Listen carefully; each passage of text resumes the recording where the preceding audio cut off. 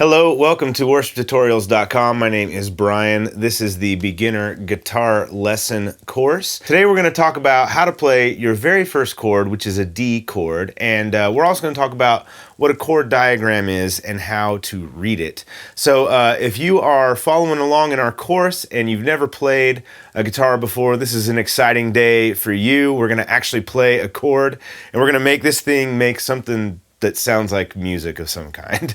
And if you're on YouTube and you'd like to learn how to play guitar, I would encourage you to click on through to worshiptutorials.com and sign up for the course. It will take you from having never played a guitar to playing full songs.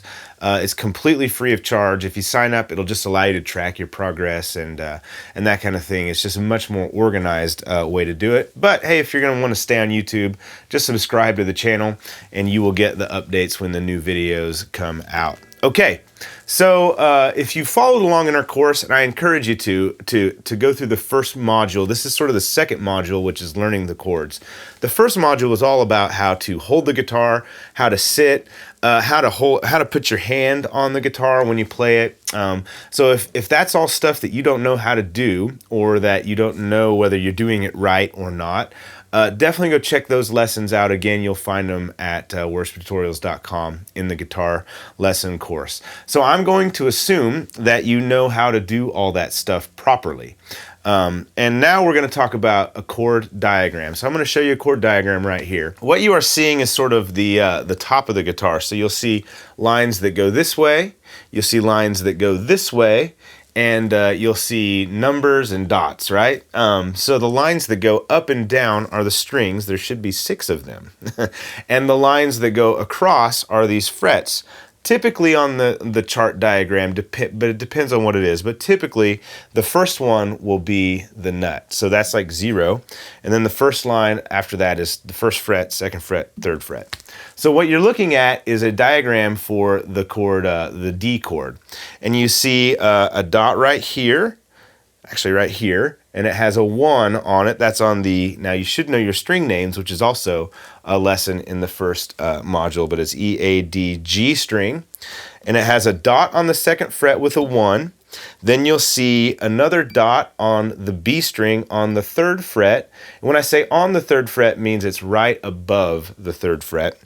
And then another dot that has a 2 on it. The third fret should have a 3, and another dot that has a 2 right above the second fret. So how this translates to the guitar is now sort of that diagram is moved sideways, but what that means is you take your first finger and you place it on the G string just above the second fret. So you're going to put it right here. If you can see where my first finger is, just above the second fret. Your third finger then goes just above the third fret. And that means we're going to put it right here. So now we've placed the first finger and the third finger. Now the second finger then goes on the first fret, or sorry, right above the second fret on the high E string. So we've got first finger, second fret of the G string, third finger, third fret of the B string, second finger, second fret of the high E string. Okay, before we move forward and actually strum this chord, I want to tell you about how your fingers should be on the fretboard. So we talked earlier in the posture video that your fingers should be coming straight down. They shouldn't be like this. So let me put the guitar sideways for you to give you a demonstration. They should be coming down like this. Okay? Not like this. That's bad. That's good. Okay, so when you put the guitar in, it looks like your fingers are coming in at you rather than going down across the fretboard. What you want ideally is for, like your index finger, for example, it's on the second fret of this G string. You don't want it to touch any of the other strings. So the string right above it and the string right below it should ring out. And then the G string should ring out on that note. Okay? And you want to do that with all your fingers. Now this takes lots and lots of practice. What will happen to you in the beginning is you'll put your finger on and maybe you'll get your first finger on that G string, but if you try and play the string right above it, it sounds like that, and the one below it, it'll sound like that. The reason is your finger is touching those strings and it's muting it. So when you play the chord, it ends up sounding like this. And you probably run into that when you first start out. It's nothing to worry about. It will go away with practice. But what you want to do is your finger comes straight down on the string. You want to be precise and accurate with those finger placements, and they come down without touching any of the other strings. The next thing then is, where do you put your finger in relation to the fret? The idea is you want it as close to the fret as you can without being on top of it or over it. So for our G string, again, we're just going to use this as an example, 2nd fret. Notice my finger is right on that side of it, right above it. And when you play it, it rings out nicely. Now, if you move your finger all the way down here and you don't press very hard, it sounds like that. And so the further up you get to it, now if you get on top of it, you're going to mute it again because you've gone over the top of the fret. So you don't want to be right on top of the fret, you just want to be just behind it. Same thing with the B string. Again, you don't want to be back here. You be right on top of it. Same thing with the high E string. The next thing you might notice on that chord diagram up here is some of the strings have an X over them. This one and the low E does for sure, and the A string in some cases has an X over it. That means you don't want to play those strings. I have found that the A string sounds fine with the D chord, in my opinion. But technically, it's not supposed to be there. So often you will see D chords, only the low or the top, the high 4 strings ring out. I always play the A string when I play a D chord. I think it sounds fine. You definitely don't want to play the low E because it will sound like this. That's bad. You want to get that out of there. So the way I mute that, so you have a couple options. One, you can just not strum it, which means your strumming has to be very accurate. And as you can see, I'm not doing it very well. The other option that you have is to mute the string somehow. And by muting it, what we mean is touching it without pressing it. So if you put your thumb on the string, it does not ring. It just thunk, mutes, okay? And what I like to do for a D chord is to wrap my thumb around and touch my thumb to the low E string.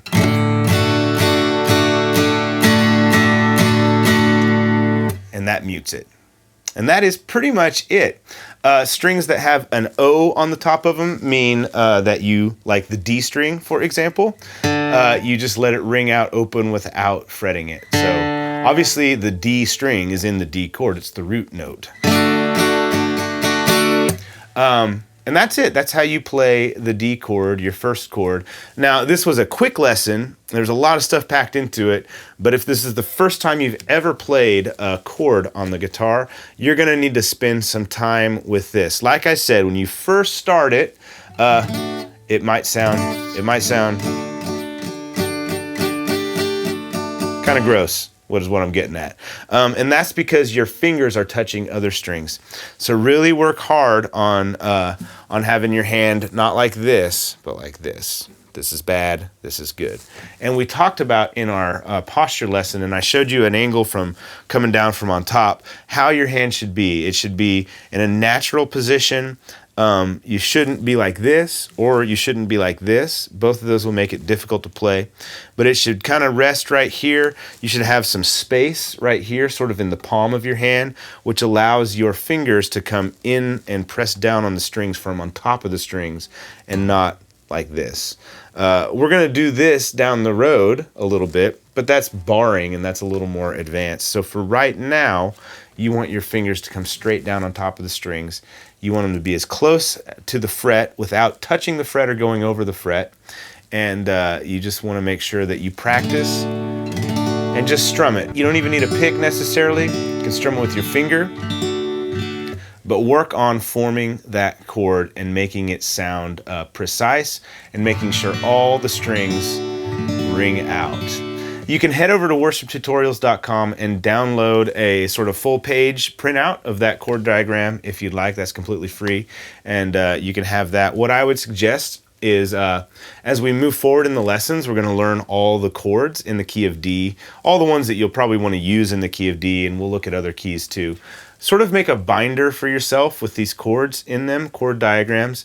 Ultimately, though, you want to memorize that chord. So when you know that you need to play a D chord, you just want to be able to play it. You don't want to think about, where am I putting my fingers, or what is the, pull that diagram out. I understand now, as you're just starting out, you probably need that chord diagram, but memorize these chords as soon as possible, and you'll be on your way. And in the next lesson, we're going to look at a couple other chords in the key of D, and once you master all those, you'll be able to play a song in the key of D. Thank you so much for watching. Again, head over to worshiptutorials.com, sign up to take the course for free, and we'll go from beginning to end. Good luck playing your first chord. I will see you in the next lesson. Bye.